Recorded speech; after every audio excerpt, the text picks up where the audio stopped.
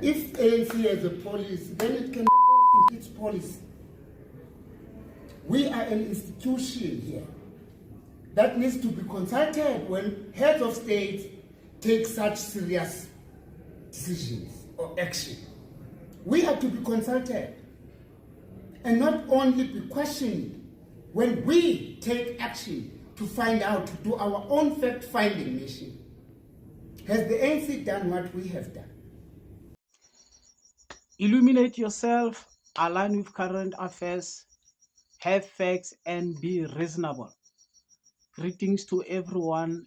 In this video, we are going to look into the visit of King Dalindyebo of our Tembu Kingdom with the leader of the ATM and the president of the Apostolic Church, Bishop Nonnuka, who visited Israel.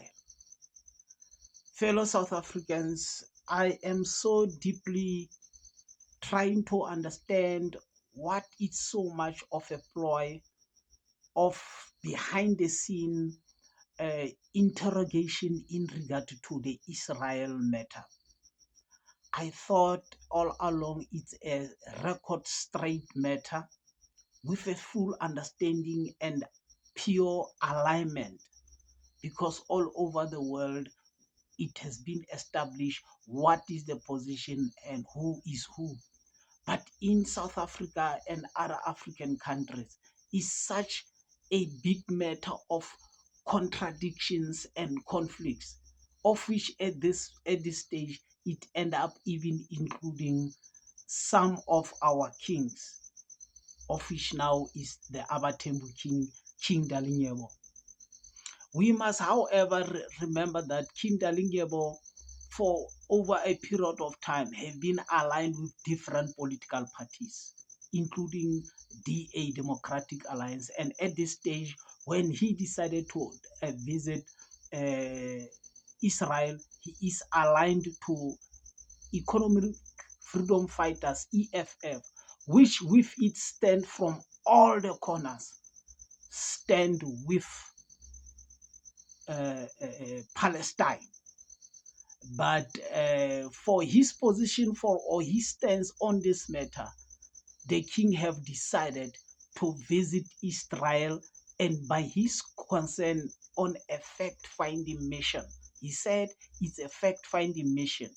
But later on, when he make the announcement or a statement and describe the ANC policy in that F word, he come up and say, as he was standing about a kilometer or whatever from Gaza, he is of the interpretation that it is an exaggeration. And then he even went as far as to call Hamas a terrorist or thugs or any word equals to that. Tsotsis for the better understanding of the South Africans. He have no any respect for Hamas whatsoever.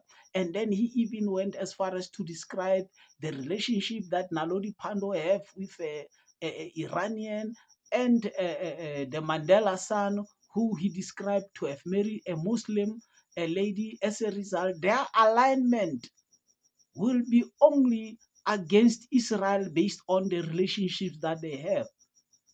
Now, the question is, where is the political party Economic Freedom Fighters standing now with King Dalindyebo on his position in regard to the Israel matter? Do we expect Economic Freedom Fighters to stand away from King Dalindyebo? Is his pattern of being a seasoned political party supporter? He stand with a particular political party for a particular period, and then after a particular period, he's changed and stand with a particular political party. Is the Economic Freedom Fighters undergoing the very same platform of having to say now they will have to divorce him because his fact-finding mission has now stand up to giving Israel a far more bigger preference over the Palestinians, of which the economic freedom fighters is of no position of that kind at all.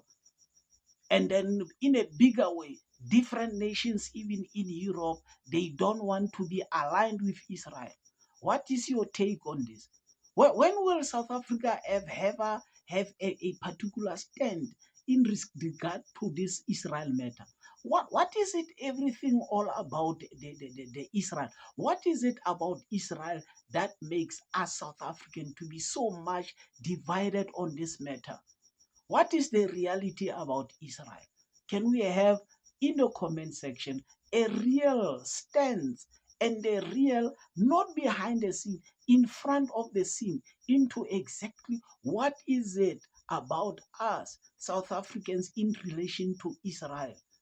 And what do we expect to be the future preference of the King Dalinyebo in the political fields? And what is going to be the position of economic freedom fighters in relation to the Abatembu King after his visit to Israel? Let us hear what you're saying on the comment section.